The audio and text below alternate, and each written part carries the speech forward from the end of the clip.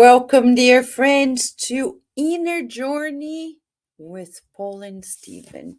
Now we are here in this series with Paul and Stephen, the book, the masterpiece, written by Emmanuel, the spirit author, through the medium Chico Xavier. This book came to life precisely in 1941.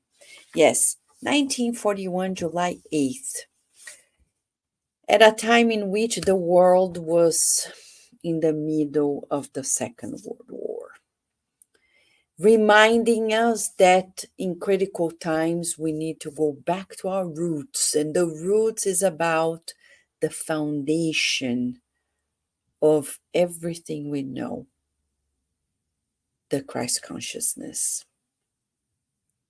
Saul of Tarsus, from fanaticism, self-centeredness, pride, of race, of religion, he woke up to the Christ, understanding that he is not more than anybody else. He is not superior to anyone.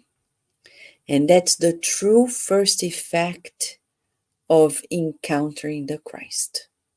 But the question for you and I is always like, we know about the Christ. We kind of accept it, but do we truly fulfill it? Don't we feel superior to others at many times? Don't we compare ourselves to others, feeling that the neighbor's grass is greener than ours? We haven't met the Christ yet. It takes another level for us to renounce the victimization, to renounce our torments, to resolve our inner conflicts, and finally make a decision, the decision to be a child of God, to be happy, to be all we can be. We are now in chapter 3 of part 2 of the book, and we're going to focus at a moment in which Saul of Tarsus, after his conversion, he decides, past his 3 years in the desert, to see the people of the way, the disciples of the Christ in Jerusalem. He was up north in Syria, in the desert of Palmyra. Then after 3 years, he stopped by at Damascus to visit his best friend, Zadok, and yet no openness. His friends at the synagogue wanted to arrest him. He left. Ananias helped him. He ran away and went straight to Capernaum. Got to know of the places where Jesus did what he did. Without revealing who he was, he met Levi, one of the disciples. Got to know more of the Christ. He met Mary Magdalene and then went south to Jerusalem. In Jerusalem, he visits the synagogue and sees that people are not open. So he goes to the people of the way, to Peter's home, to the house of the way. But they don't want to see him yet. They are not sure he's changed. So he waits when he is visited after a meeting. This is the moment we're in. The rabbi, the former rabbi, Saul of Tarsus, says Emmanuel, is immensely homesick for the brothers of Damascus who treated him with the greatest simplicity. This is another sign for us. We spiritists are bringing to our spiritist centers the simplicity. We don't need pomp. We don't need glamour. We don't need technological shows and displays or rituals. We're simple. We need it all. We need to keep it simple. And he then is visited by Barnabas after a meeting in which Peter coordinated a meeting, and this is the importance of teamwork effort. The secret to spiritual success doesn't rely in the individual alone, but in our teamwork skills. How good are you as a team player? We need to improve it. We have a long journey to become a harmonious, active team player. To be a team player is to join the team in harmony without any particular needs of the individual. I blend in. Learning to blend in is a spiritual characteristic of those who have advanced. Peter is already there, and he says, the Master taught us that no worthwhile work can be done on earth without fraternal cooperation. And then Peter allows each person to talk. And he says, my friends, I propose that we appoint Barnabas to visit Saul personally in the name of this house. He and Saul do not know each other, which is an advantage, since upon seeing Barnabas, Saul will have nothing to remind him of his past in Jerusalem. If he were visited for the first time by one of us, he would perhaps be distressed and think that we're calling him to account. John applauded the idea enthusiastically. In the light of Peter's wise words, James and Philip were satisfied, and they agreed that Barnabas was going to visit him. Then he does. He comes and visits, and Saul of Tarsus says, I'm afraid, because he says, they are inviting you to go to the house of the way. And he says, very indecisively, says Emmanuel, I am afraid, because I have offended Simon Peter and the other friends a great deal. Only by Christ's mercy was I given a ray of light so that I would not throw my life away completely. Well, now, who hasn't erred in life? If Jesus has helped us all, it is not because we deserved it, but because as wrongdoers, we needed it. Then they go to the house of the way. Emmanuel describes that when Saul of Tarsus comes to the house of the way, they greeted him in the name of Jesus. It was clear that Saul of Tarsus was pale, but Peter says, Brother Saul, Jesus welcomes you in this house. Tearfully, Saul of Tarsus is welcomed in the house. They start talking with him, and in a few minutes, they teach him. They are clear that Saul of Tarsus is changed.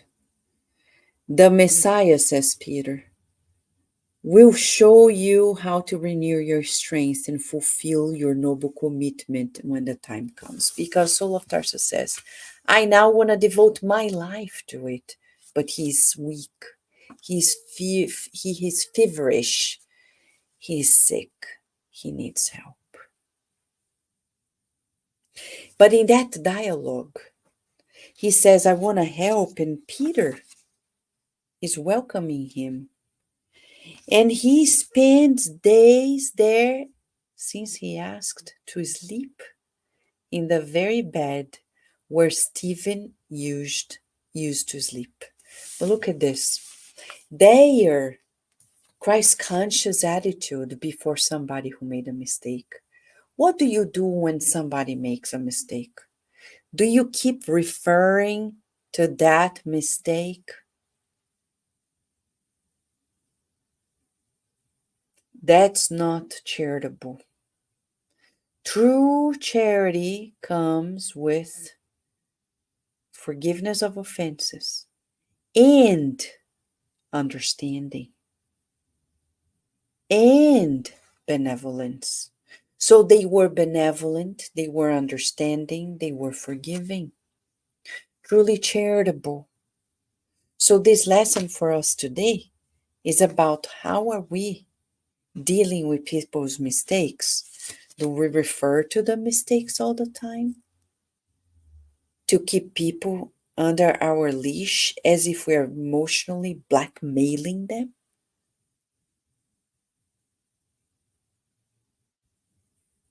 Then we're going to see another lesson.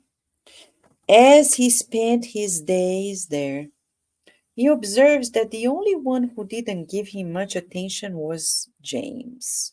Oh, James. And oh, James, well, when he recovered after his sickness went away, Saul started talking with Peter, and Peter said, I do not think you should stay in Jerusalem. People here in this house, they're still going to have a hard time dealing with you. Not everyone, but some people will. Other people outside your old friends will come to arrest you. And he says, to be frank with you, we must view the new state of your soul as a precious plant that has just begun to sprout, he says, to sprout. And he says, even more, you must give the divine seed of faith room to grow. In that friendly conversation that happened every day, the convert of Damascus, in his intelligence, continued absorbing the teachings of the Christ till he observed at some point that the house of the way has changed. He was shocked, says Emmanuel, that no longer the house of the way was that simple. A lot of the Judaic Pharisaism, the rituals, came to their congregation, while Peter, John, and others were taking care of the sick people. Others were in that the same Pharisaic rituals. He talked to Peter and he said, yeah, the storm came upon us, talking about Saul of Tarsus, without hurting him, saying, we're in this way because since that happening, we had to restructure ourselves since the death of Stephen. And though John and I are anguished regarding it, we prefer just to respect people's way of feeling that. And he says, this too shall pass. The work is of the Christ. If it were ours, it would surely fail. However, we're nothing more than simple and imperfect workers. And in that conversation, they went on and on, until the climax for a major lesson for us today. The second major highlight. When Saul of Tarsus says that he wants to share with his former colleagues, he says, don't do this. It would not be reasonable to believe that to be martyred will do any good at this point. I have more experience in life, although I do not have your wealth of intelligence. It is written that the disciple cannot be greater than the master. Right here in Jerusalem, we saw Judas fall into such a trap. Now, Peter is going to talk about Judas and his illusion, his lack of vigilance. And Peter says, God is providence for all of us. No one is forgotten. In order to judge the situation better, let's say that you were more fortunate than Judas. Let's say that you were personally victorious in what you have proposed to do. And let's say that you were able to attract the entire city to the master. Then what? Should you and could you answer for all who responded positively for your efforts? The truth is, you might attract them, but you could never convert them. The best position in life is one of balance. Yes, we're going to stop. Go read those passages. We're going to talk here about this vanity, Judas syndrome. It's a message that Mentor Joseph psychographed at the Spiritist Society of Virginia in 2019. He says, vanity is an illusion of the ego. Those who do not respect the ones who came before them, the passing authorities of the world, are not able to serve God. This is Judas syndrome. Judas suffered from his inflated ego that did not allow himself to follow the way in humility. Each disciple was supposed to multiply the teachings, but Judas' vanity blocked his vision, and he thought to be more than the master. No one will ever be greater than the master. Humility is needed, respect for one another, fraternity. Do to others what you'd like others to do unto you. That's the golden rule to which no one shall fail to fulfill. Believe in the love and the guidance of the Christ as an antidote to Judas syndrome. There you go, friends. Here we have it. The opportunity to revisit our lives and ask ourselves, where are we under this syndrome, Judas syndrome? At work sometimes. Sometimes people have a boss at work and they think they are better than the boss. That's what we call Judas syndrome. Chico Xavier never thought he was better than his boss. On the contrary, he was